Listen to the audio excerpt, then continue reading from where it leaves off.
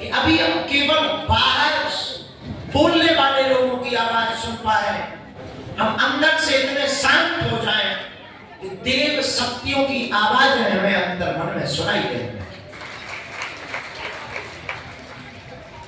थोड़ा करना कठिन जैसा है, पर बहुत कठिन नहीं। आप इसी जीवन में जीते जी इसी साधना से अदृश्य शक्तियों का आनंद पूर्ण रूप से ले सकते हो।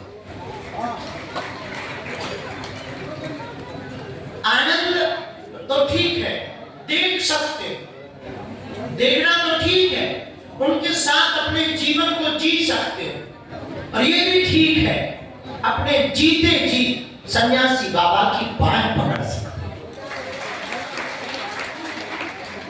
हो और अपने जीते जी हनुमान जी की कृपा को पा सकते।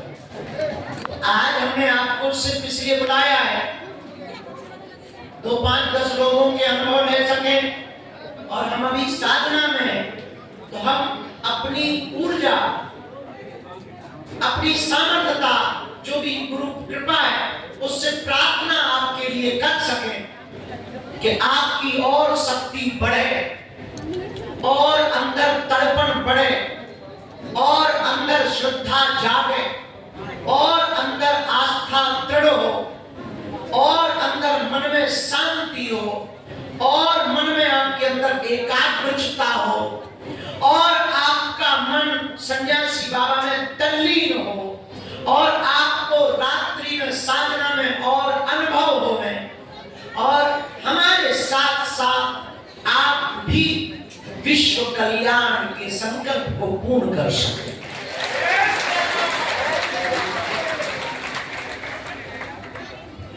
तो बहुत दिन बीत गए थे, बात हो नहीं पा रही थी, ऐसे अलग अलग बात करने में तो 2-4 साल गुजर सकते हैं। हमने सोचा कि बीच बीच में एक सम्मेलन रख लिया कर लेंगे, और आपके लिए उस सम्मेलन में प्रार्थना कर दिया करेंगे अपने सन्यासी बाबा से। तो प्रार्थना में बल तो होता है। आप अगर पूछो कि इतने दिन हो गए, 2 साल हो गए, 3 साल हो गए, 1 साल हो गए, कुछ अनुभव नहीं दिखाई पड़ रहा है, एक बात समझने जैसी है। रामकृष्ण परमहंस के पास एक व्यक्ति गया और उसने कहा कि हमें भगवान को देखना है, क्या संभव है? उन्होंने कहा बिल्कुल संभव है, तुम एक काम करो, कल आ जाओ।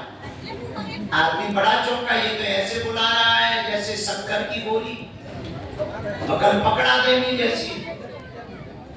आदमी ने सोचा आने में क्या दिक्कत है, कल आ जाएंगे। वो आदमी कल गया, बोले हमने आपसे प्रार्थना की थी कि मुझे भगवान को प्राप्त करना है, आपने कहा था कल आना, और भगवान की कृपा से मैं आज आ गया हूँ, और मैं व्रत भी हूँ, और मैंने सुबह से समय पे नहा धो लिया था।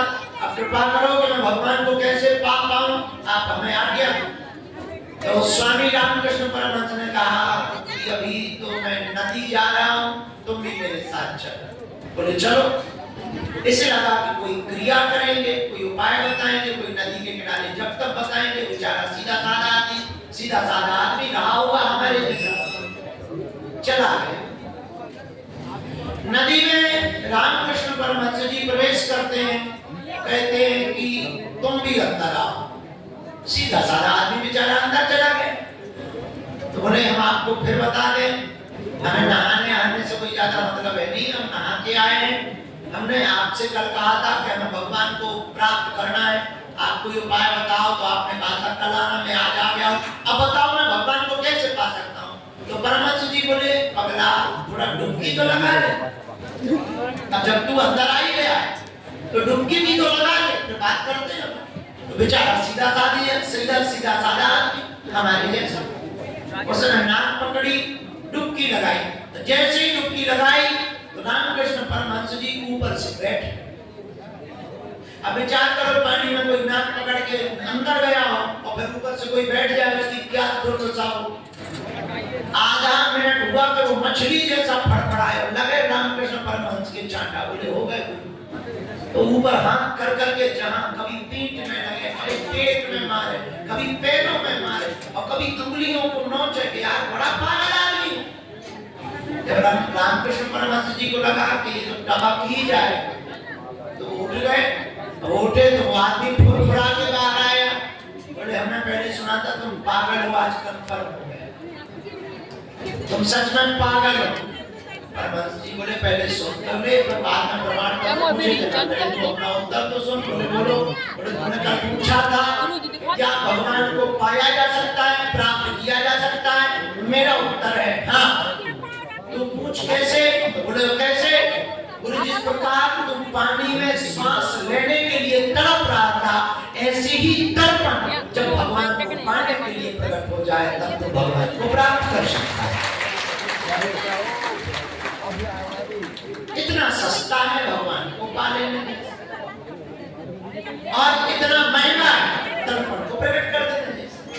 आप पूछो कि सन्यासी बाबा का अनुभव कब होगा, हम तुमसे ये तो कह नहीं सकते कि काला, ये भी नहीं कह सकते कि नदी में आओ और डुबकी लगाने की तो बात बोल नहीं सकते क्योंकि कहानी तो ऑलरेडी सुन चुके हो, तो ये तुम करने वाले तो हो ही नहीं, ये भी पक्का फाइनल ही है। इतना तो नहीं हम कह सकते तुम कल आना, इतना भी नहीं कह सकते तुम डुबकी लगाओ, इतना भी नहीं कह सकते। हाँ इतना कह सकते कि जैसे वो आदमी तड़पा था वैसे थोड़ा अगर तुम सन्यासी बाबा के लिए तड़पने लगोगे तो पाने में जरा देरी नहीं है। वो पाने जैसे ही है और उन्होंने तुम्हें चुना है तो तुमसे कुछ बड़ा करवाएं। और हमारा उद्देश्य है कि तुम जहां हो, जिस गांव में रहते हो, अगर सन्यासी बाबा की साधना तुम्हें मिली है तो हम चाहते हैं तुम वहीं से अपनी साधना के बल पर अपना भला करो, फिर अपने घर का भला करो, फिर अपने गांव का भला करो, फिर अपने देश का भला करो। लेकिन उसके पहले खबरदार, पहले खुद का भला करो। अब ऐसा ना हो कि तुम खुद बिगड़े धरे हो, पड़ोसी को भभूति बांटने। ये तो उल्लूपना की बातें होगी। एक दीवारों में हमने लिखा पढ़ा है, पता नहीं तुमने पढ़ा कि नहीं। हम बसों से जाते थे, कभी वृंदावन जाते, कभी अयोध्या जाते थे, थोड़े पागल टाइप के थे तो वृंदावन जाते थे, अयोध्या जाते थे, जो बसों में दीवारों पर सुलभ शौचालय की दीवारों पे लिखा रहता था बाबा सुलेमानी। अब उसमें लिखा रहता था वशीकरण, मनचाहा प्यार, सौतन से छुटकारा, गढ़ा हुआ धन 24 घंटे में पाए। और बड़ी विचित्र बात यह है कि जिस बाबा सुलेमानी की बात उस पेपर में लिखी थी उसी की घरवाली पड़ोसी के साथ हुआ।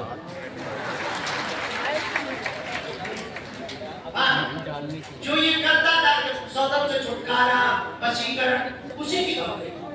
तो ये उदाहरण हम आपको इसलिए देना चाह रहे हैं कि पहले आप खुद का भला करना, फिर घर का भला करना, फिर पड़ोसी का भला करना, फिर गांव का भला करना, फिर देश का भला करना।